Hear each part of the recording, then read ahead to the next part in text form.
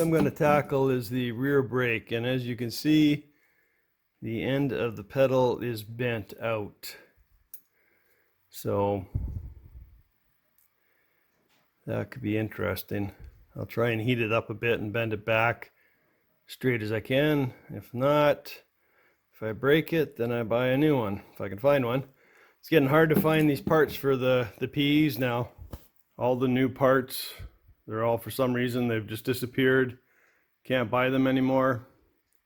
Got to rely on eBay and aftermarket stuff. I have an issue with the front forks. I found they were bent when I brought them to get them redone. So now I got to find a new set of front fork tubes.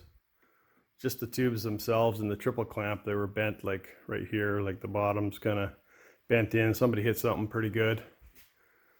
So I've been having an issue trying to find fork tubes for this bike, but eventually I'll find something. Well, those buffing wheels from Prime really do a good job of buffing stuff up. Makes it easy to clean everything up. Looks really good. Nice. Alright, we're going to heat that up. Around here we're going to slowly bend it down and hope it doesn't crack.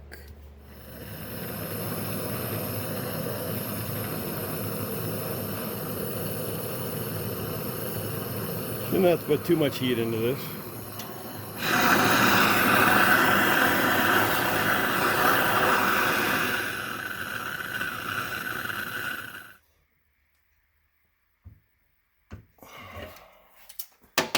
Well, I don't know. A little straighter.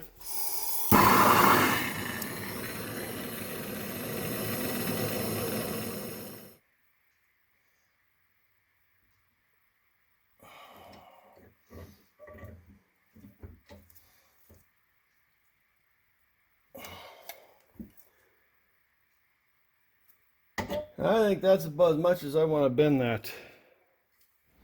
Okay, I think that's decently straight enough. I don't want to pry anymore. We're going to break the weld here and snap her off. Bracket goes in here. Got some Loctite on the bolts. Got 12 mil head.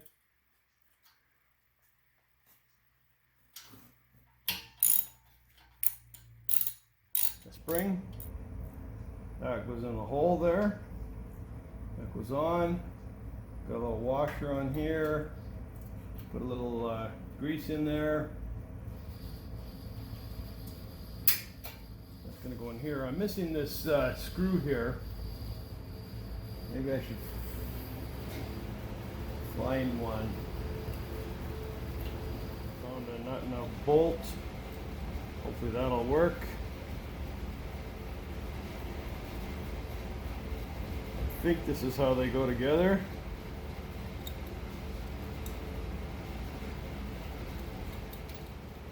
And you gotta hook that spring under, like so. And then a little C-clip goes on the back.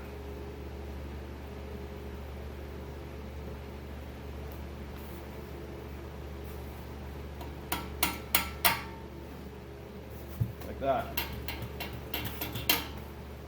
All right, in regards to these pads, I did a bunch of bolts. I did the big swing arm bolt, and I did the brake pedal, and this will give you an idea how much they wear. Down to about 4.5, and they started at 6, so I've lost about 1.5 inches, as you can see, all on the ground there. The one thing he said is if you put 2 of these together, they won't wear as quick. So I imagine any pad like this is gonna wear. You put it onto steel, but it does a good job. So I guess next up I'm going to tackle the triple clamps. Got to clean up the bearings. I'm going to reuse the bearings. There's nothing wrong with them. They're just a loose bearing. They just fit in the race. Clean up the clamps, shine them up a bit. I got to find out what kind of coating I'm supposed to put on once I shine these up. I'll put a coating on it to keep them shiny. Clean up the shaft, grease everything up, put everything together, and then at least they'll be ready for fork tubes if I ever get them. The bearings just sit in here loosely. Another piece goes over top, the cap. Same thing on the bottom. The triple clamps go together and go in, and that's how she turns. Alright, there's the old rear shock.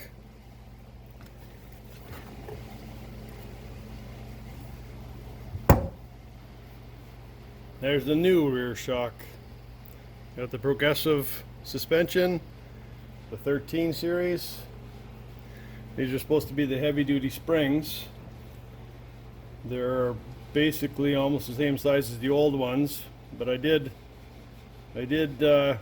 contact the manufacturer and ask them, and the number that's on these springs corresponds to the heavy duty ones, so they are indeed the heavy duty ones.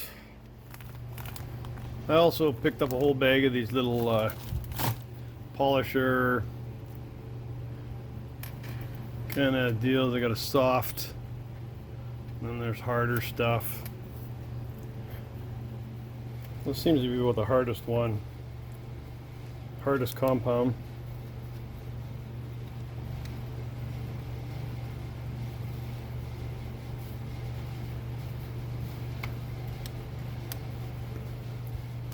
The 1/8 shaft, go in the Dremel tool. You got polishing wheels. You got a little bit of polishing compounds, comes with it. A bunch of wheels. Should be able to do different polishing and shining stuff, cleaning up.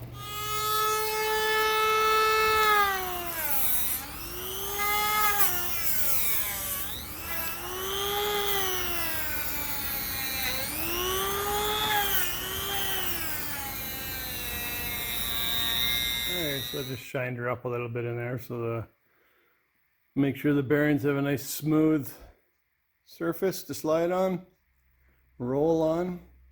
Okay, so I haven't even put the triple clamps on the buffer yet, and they come out fairly clean just by spraying them down and wiping them.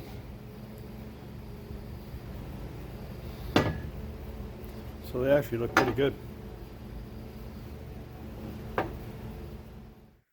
Alright, I shined up the triple clamps somewhat, and I put another coat of clear coat on it.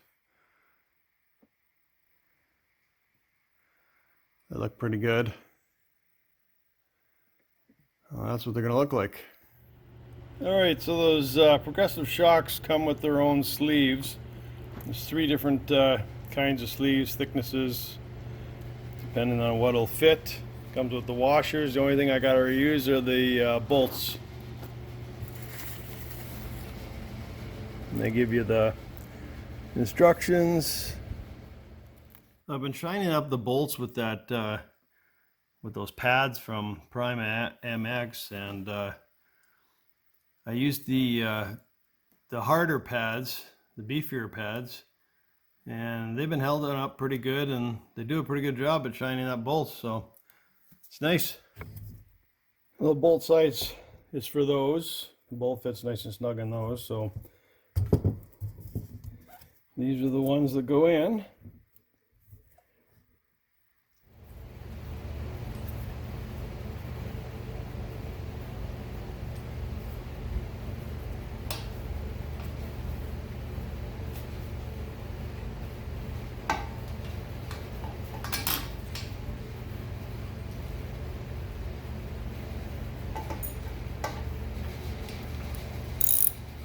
Nine 16th head on these.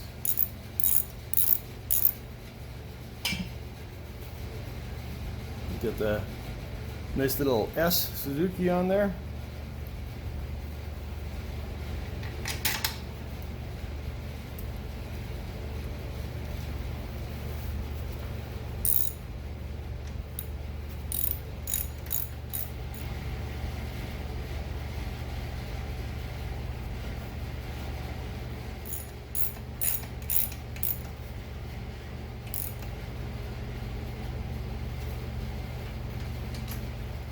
Looks like something with the shocks now, at least.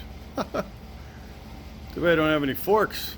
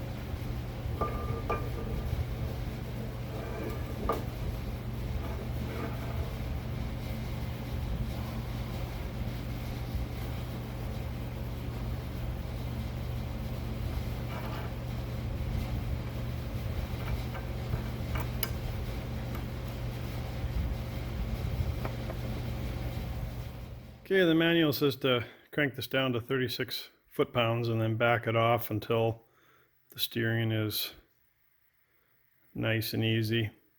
No play. So I think that's about there.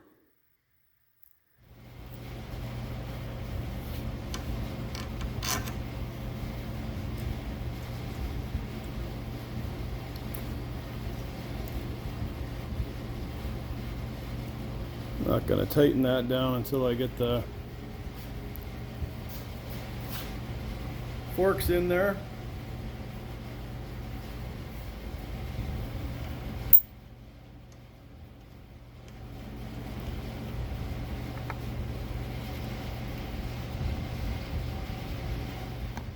Anyway, so that's the steering head in.